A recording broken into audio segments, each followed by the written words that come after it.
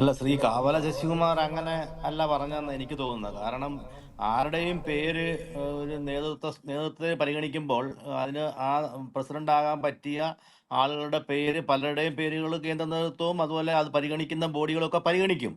ശോഭാ സുരേന്ദ്രന്റെയോ അല്ലെങ്കിൽ നമ്മുടെ പറഞ്ഞ പോലെ MD രമേശിന്റെയോ ഒക്കെ പേരും അങ്ങനെ വന്നിരിക്കാം. പക്ഷേ ഏതൊക്കെ പേര് ആരുടെയൊക്കെ പരിഗണിച്ചതെന്നുള്ളത് മാധ്യമങ്ങൾക്ക് അറിയാൻ ഒരു മാർഗവും ഇല്ല. അതാണ് ബി.ജെ.പിയുടെ സംഘടനാ സംവിധാനം. വെറുതെ നമുക്ക് ഊഹാപോഹങ്ങൾ വെച്ചിട്ട് ഓരോ മാധ്യമങ്ങളും അവരുടെ താല്പര്യം അനുസരിച്ചോ അവരുടെ ഭാവനയ്ക്കനുസരിച്ചോ ഓരോ ഓരോ കഥകൾ മെനയുന്നതല്ലാതെ ബി.ജെ.പിയുടെ അടുത്ത കാലത്തല്ല, ബി.ജെ.പിയുടെ തന്നെ ചരിത്രം പരിശോധിച്ചാൽ രഹസ്യമായിട്ട് സൂക്ഷിക്കേണ്ട കാര്യങ്ങളൊക്കെ രഹസ്യമായിട്ട് സൂക്ഷിക്കുന്നതിൽ എന്നും ആ സംഘടന ഒന്നാം സ്ഥാനത്ത് തന്നെ നിന്നിട്ടുള്ളത്. നമുക്ക് ഏറ്റവും അവസാനം നമ്മുടെ ജോർജ് കുര്യൻ മന്ത്രിയാകുന്നു നമ്മുടെ ഏതെങ്കിലും മാധ്യമം എഴുതിയോ? അന്ന് അദ്ദേഹം പോലും അറിഞ്ഞില്ലെന്നാണ് അദ്ദേഹം പറയുന്നത്. കഴിഞ്ഞ ദിവസം കണ്ടപ്പോഴും പറഞ്ഞത് അദ്ദേഹത്തിന് പോലും അന്ന് രാവിലെയാണ്, അന്ന് ഇവിടെ ഡൽഹി വന്നപ്പോഴാണ് അറിഞ്ഞത്. അങ്ങനെ എന്തൊക്കെയാണോ സംഘടനാപരമായ ചിട്ടവട്ടത്തോടുകൂടി രഹസ്യമായിട്ട് സൂക്ഷിക്കേണ്ടത്, അല്ലെങ്കിൽ പുറത്ത് ആൾക്കാർ അറിയേണ്ട സമയത്ത് മാത്രം അറിയിക്കേണ്ട കാര്യങ്ങളൊക്കെ അറിയിക്കുന്നതിൽ എന്നും BJP നേതൃത്വം മുൻപന്തി തന്നെയാണ്. ഇപ്പൊ ഈ രാജീവ് ചന്ദ്രശേഖരന്റെ കാര്യം, ചില പത്രങ്ങളൊക്കെ രാജീവ് ചന്ദ്രശേഖരന് ഒരു സാധ്യതയുണ്ട്. അല്ല, അദ്ദേഹത്തോട് ചോദിച്ചപ്പം അദ്ദേഹത്തിന് ബിസിനസ് ആയതുകൊണ്ട് വരാൻ താല്പര്യമില്ലെന്ന് പറഞ്ഞുകൊണ്ട് മുരളീധരനാകുന്നു, ശോഭാ സുരേന്ദ്രനാകുന്നു, MD രമേശ് ആകുന്നു, പിന്നെ ഓരോ പത്രങ്ങളും ഓരോ ദിവസവും ഓരോ സ്റ്റോറി എഴുതുന്നല്ലാതെ അതിനോട് BJP നേതൃത്വം പ്രതികരിക്കാൻ പോയിട്ടില്ല. ആം, അങ്ങനെ പ്രതികരിക്കുന്ന സ്വഭാവം BJPക്കില്ല. BJP നേതൃത്വത്തിന്റെ ബന്ധപ്പെട്ട ആൾക്കാർ സമയമാകുമ്പോൾ ചർച്ച ചെയ്ത് ഏറ്റവും ആപ്റ്റ് ആയിട്ടുള്ള ആളെ പ്രസന്റ് ചെയ്യുന്നു.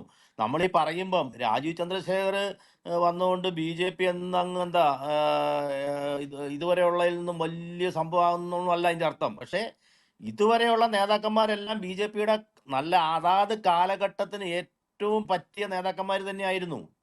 പക്ഷേ കേരളത്തിലെ രാഷ്ട്രീയ സാഹചര്യത്തിൽ, കേരളത്തിലെ മറ്റ് മുന്നണി ബന്ധങ്ങൾ, കേരളത്തിലെ ഇടത് വലത് മുന്നണി സമവാക്യം, ഇതിൻ്റെ ഇടയിലൂടെയൊക്കെ BJPക്ക് വളരെ വലിയ പ്രശ്നമുണ്ട്, വലിയ പ്രയാസമുണ്ട്. ആ പ്രയാസത്തെയൊക്കെ നേരിട്ട് കൊണ്ട് വളരെ മുന്നോട്ട് തന്നെ BJPയെ കൊണ്ടുപോകാൻ മുൻ പ്രസിഡന്റുമാർക്കെല്ലാം കഴിഞ്ഞു.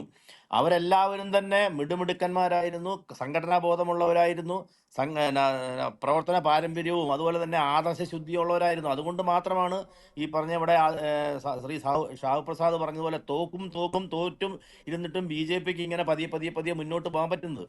ഇപ്പം ഇപ്പം വേറൊരു വലിയൊരു സാഹചര്യവും സന്ദർഭവും BJPയുടെ മുന്നിൽ വന്നിരിക്കുകയാണ്. തോക്കും തോക്കും എന്നുള്ളതിന് പകരം ജയിക്കാൻ പോകുന്നു എന്നുള്ളൊരു ട്രെൻഡ്. അത് വെച്ച് തൃശ്ശൂരിലൊക്കെ ഉള്ള ജയം, പല സ്ഥലത്തുമുള്ള ജയം. അപ്പോൾ ആ സമയത്ത് ജയിക്കണമെങ്കിൽ ഇതുവരെയുള്ള ചില മാനസികാവസ്ഥയും സമവാക്യങ്ങളൊക്കെ മാറി പുതിയൊരു ട്രെൻഡ് സൃഷ്ടിക്കണം, പുതിയൊരു ആവേശം ഉണ്ടാകണം. ആ ആവേശം ഉണ്ടാക്കാൻ വേണ്ടിയുള്ള ശ്രമത്തിൻ്റെ ഭാഗം കൂടിയാണ് അങ്ങനെയുള്ള ആൾക്കാരെ ആകർഷിക്കാൻ, അങ്ങനെ ആവേശത്തോടൊപ്പം സഞ്ചരിക്കാൻ താല്പര്യമുള്ള തലമുറയെ അല്ലെങ്കിൽ പുതിയ വോട്ടേഴ്സിനെ, യുവാക്കളെയൊക്കെ ആകർഷിക്കാൻ പറ്റിയ മുഖം ഇപ്പോൾ ഒരു പ്രസിഡന്റ് സ്ഥാനത്തുണ്ടെങ്കിൽ അത് സാധിക്കുമെന്നുള്ള ഒരു വിശ്വാസം കൊണ്ടുകൂടിയാകാം ശ്രീ രാജീവ് ചന്ദ്രശേഖരനെ ഇപ്പം പ്രസിഡന്റ് ആക്കിയിരിക്കുന്നത്. അദ്ദേഹം എല്ലാവരും പറഞ്ഞ പോലെ വിജയിച്ച ഒരു ബിസിനസ്സുകാരനാണ്, വളരെ ശുദ്ധമായ ജീവിതമുള്ളയാളാണ്, അഴിമതിക്കാരനല്ല, അഴിമതിയുടെ ആവശ്യം പോലും ഉള്ള ആളല്ല. അതുപോലെ തന്നെ തിരുവനന്തപുരത്ത് വന്ന് ഏതാനും ഒരു മാസത്തിൽ താഴെയുള്ള പ്രവർത്തനം കൊണ്ട് തന്നെ ജനങ്ങളുടെയൊക്കെ മനസ്സ് കീഴടക്കിയ ആളാണ്. അതുകൊണ്ട് അദ്ദേഹത്തിൻ്റെ ഒരു വരവ് ആ രീതിയിൽ BJPയുടെ ഇപ്പോഴത്തെ സംവിധാനത്തിന് ഒരു വലിയ ഊർജം കിട്ടുമെന്നുള്ള ഒരു നേതൃത്വത്തിൻ്റെ ഒരു തീരുമാനമാണ് അദ്ദേഹത്തെ ഇങ്ങോട്ട് പ്രസിഡന്റ് ആക്കിയത്. അല്ലാതെ കെട്ടിയിറക്കിയെന്നൊക്കെ പറയാൻ എനിക്ക് മനസ്സിലാകുന്നില്ല. ആ വാക്ക് ഈ ആങ്കറുകൾ പലരും ഇങ്ങനെ പറയുന്നുണ്ട്. എന്ത് കെട്ടിയിറക്കാൻ, എന്ത്? അദ്ദേഹം ഇവിടെ തന്നെയുള്ള ആളല്ലേ. അദ്ദേഹം ഇന്നല്ലല്ലോ അദ്ദേഹം രാഷ്ട്രീയത്തിൽ വരുന്നത്. 3 ടേമായിട്ട് രാജ്യസഭയിൽ അംഗമാണ്, കേന്ദ്രമന്ത്രിയായിരുന്നു, ഇലക്ഷനിൽ നിന്ന് സ്ഥാനാർത്ഥിയായി നിന്നിട്ട് ജനങ്ങളോടെല്ലാം സംവദിച്ചു, ജനങ്ങളുടെ പൾസ് അറിയുന്ന ആളാണ്. അതുകൊണ്ട് അദ്ദേഹം കെട്ടിയിറക്കിയ നേതാവോ അല്ലെങ്കിൽ ഈ രാഷ്ട്രീയം അറിയാൻ മേലാത്ത ആളോ ഒന്നുമല്ല. അദ്ദേഹം നല്ല രാഷ്ട്രീയം അറിയാവുന്ന ആളാണ്, ഒപ്പം നല്ല വിജയിച്ച ബിസിനസ്സുകാരനാണ്. അങ്ങനെ ഒരാളെയാണ് കേരളം പോലെ ഒരു ഇൻ്റലക്ച്വൽ സമൂഹത്തിന് പറ്റിയ പ്രസിഡന്റ് ആണ് എന്നൊരു കരുതൽ, അല്ലെ ഒരു തോന്നൽ ശ്രീ അമിത്ഷായ്ക്കും അതുപോലെ നരേന്ദ്രമോദിക്കും അതുപോലെ ശ്രീ നദ്ദാജിക്കും ഒക്കെ ഉണ്ടാകാം. അതുകൊണ്ടാണ് ഇങ്ങനെ ഒരു നോമിനേഷൻ വന്നതെന്നാണ് എൻ്റെ ചിന്ത. അതിൻ്റെ പേരിൽ ഇതിൻ്റെ ഗ്രൂപ്പ് വിളിക്കാനോ അല്ലെങ്കിൽ ഗ്രൂപ്പിനെതിരെ ഒന്നും പറഞ്ഞൊന്നും നമ്മളതിനെ വിലയിരുത്തേണ്ട ആവശ്യമില്ല. കാരണം ഇതൊരു ഗ്രൂപ്പ് പ്രശ്നമൊന്നുമല്ല. BJPക്ക് വളരെ മുന്നോട്ട് പോകുന്ന BJPക്ക് വളരെ കരുത്ത് പകരുന്ന ഒരു തീരുമാനമായിരിക്കും അത്. ഭാവിയിൽ ഇവിടെ ചർച്ച പാനലിൽ പങ്കെടുത്ത മറ്റുള്ളവരെല്ലാം പറഞ്ഞതുപോലെ വളരെ പോസിറ്റീവായിട്ടുള്ള റിസൾട്ട് BJPക്ക് കിട്ടുമെന്നുള്ളതാണ് എൻ്റെ ഒരു വിശ്വാസം.